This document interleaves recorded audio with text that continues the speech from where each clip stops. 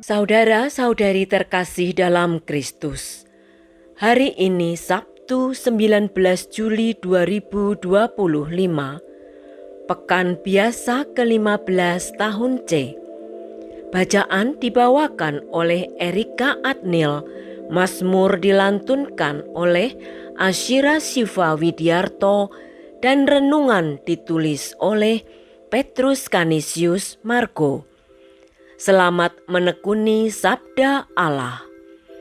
Mari bersiarah dalam pengharapan untuk dunia yang lebih baik.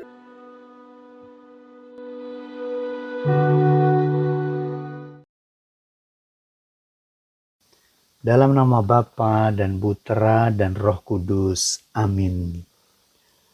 Allah Bapa yang Maha Pengasih, Sang Penyelenggara semesta, kami mengucapkan syukur atas istirahat sepanjang malam dan nafas baru pemberian-Mu hari ini.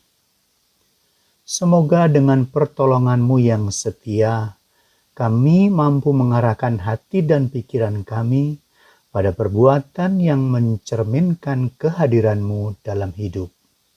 Sebab dimuliakanlah nama-Mu, kini dan sepanjang segala masa. Amin. Bacaan dari Kitab Keluaran, bab 12 ayat 37 sampai dengan 42. Pada waktu itu, berangkatlah orang-orang Israel dari Ramses ke Sukot. Mereka berjumlah kira-kira 600.000 orang laki-laki, berjalan kaki, tidak termasuk anak-anak. Juga banyak orang dari berbagai bangsa turut dengan mereka. Lagi sangat banyak kambing domba dan lembu sapi. Adonan yang dibawa mereka dari Mesir dibakar menjadi roti bundar tak beragi. Adonan itu tidak beragi karena mereka diusir dari Mesir, sehingga tak dapat berlambat-lambat, dan mereka tidak menyediakan bekal bagi dirinya. Orang Israel tinggal di Mesir selama 430 tahun. Sesudah lewat 430 tahun, tepat pada hari itu juga, keluarlah segala pasukan Tuhan dari tanah Mesir. Malam itulah malam berjaga-jaga bagi Tuhan untuk membawa mereka keluar dari tanah Mesir. Dan itu pun malam berjaga-jaga bagi semua orang Israel turun-temurun untuk kemuliaan Tuhan. Demikianlah sabda Tuhan.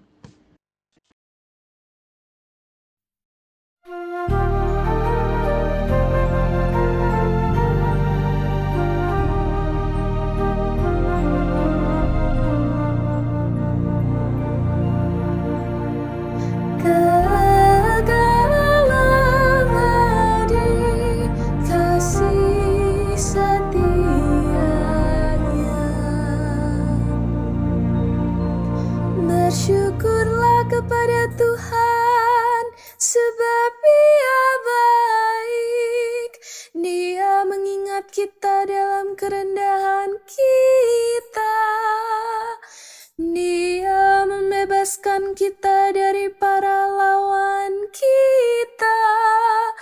Kepada Dia yang memukul mati anak-anak sulung Mesir dan membawa Israel keluar dari tengah-tengah mereka.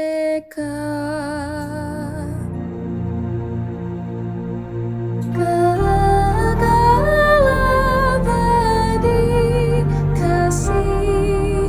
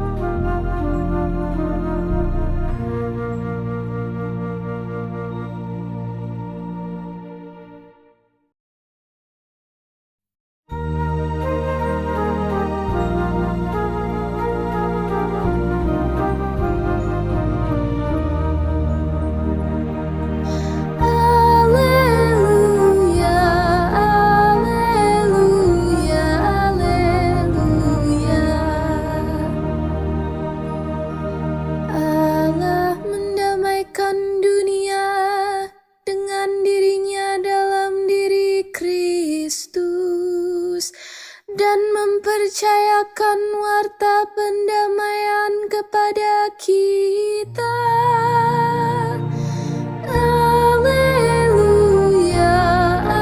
alleluia, alleluia.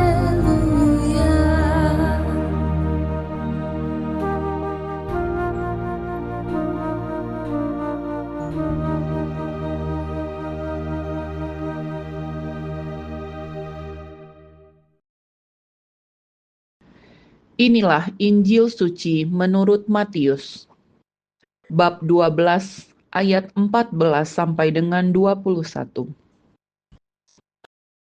Sekali peristiwa, orang-orang Farisi bersekongkol untuk membunuh Yesus. Tetapi Yesus tahu maksud mereka, lalu menyingkir dari sana. Banyak orang mengikuti dia, dan ia menyembuhkan mereka semua. Dengan keras ia melarang mereka memberitahukan siapa dia, supaya genaplah sabda yang telah disampaikan oleh Nabi Yesaya. Lihatlah, itu hambaku yang kupilih, yang kukasihi, yang kepadanya jiwaku berkenan. Rohku akan kucurahkan atas dia, dan ia akan memaklumkan hukum kepada sekalian bangsa. Ia tidak akan berbantah dan tidak akan berteriak. Suaranya tidak terdengar di jalan-jalan. Buluh yang patah terkulai tidak akan diputuskannya, dan sumbu yang pudar nyalanya tidak akan dipadamkannya, sampai ia menjadikan hukum itu menang. Kepadanyalah semua bangsa akan berharap. Demikianlah sabda Tuhan.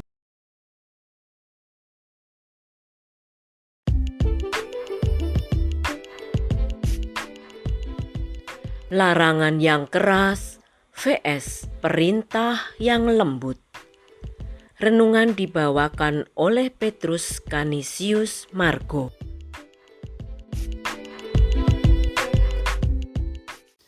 Saudara, supaya lebih mudah menggambarkan besarnya jumlah orang Israel dalam pembebasannya dari Mesir, mari membayangkan Stadion Utama Senayan yang penuh dengan penonton sepak bola.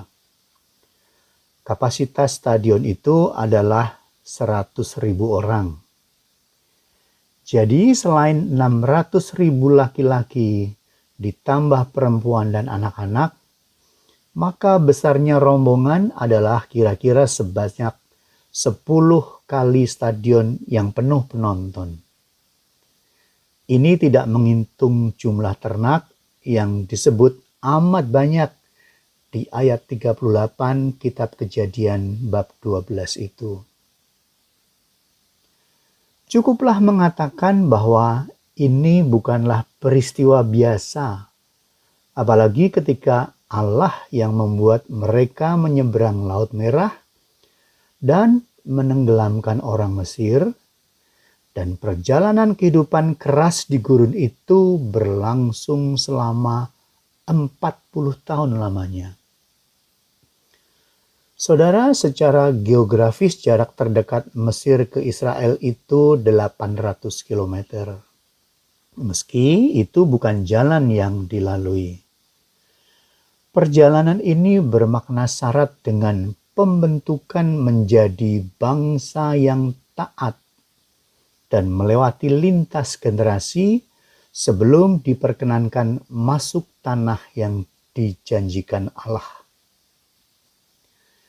Saya bermaksud membawa pada pengertian kerasnya perjalanan menuju keselamatan dengan perikop ini. Tetapi pada saat yang sama, Allah yang setia menuntun bangsa yang tegar tengkuk ini. Lalu Injil Matius hari ini juga mengatakan larangan keras Yesus untuk tidak memberitahukan siapa dia, agar nubuat Yesaya tergenapi. kebenaran yang dipermaklumkan kepada segala bangsa itu tidak dilakukan dengan perbantahan, tidak dengan berteriak di jalan, sampai tiba waktunya hukum kebenaran itu menang.